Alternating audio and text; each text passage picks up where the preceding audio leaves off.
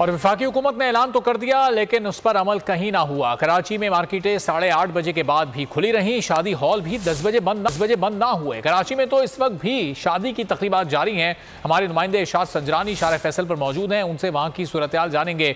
इरशाद बताइएगा, शार फैसल पर जो हॉल्स मौजूद हैं वहाँ पर 10 बजे बंदिश पर अमल दरामद हुआ या अभी भी तकरीबात का सिलसिला जारी है?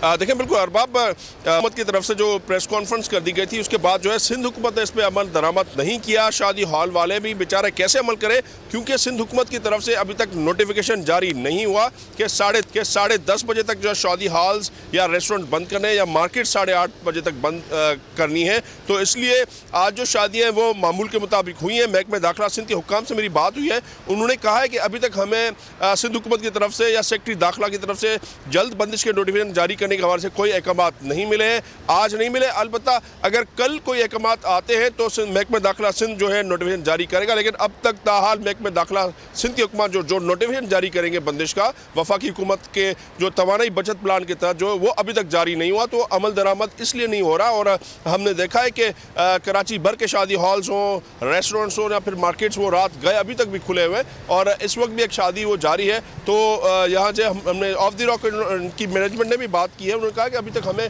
महकमे दाखिला सिंध या सिंध हुकूमत की तरफ से कोई अहकामात नहीं मिले।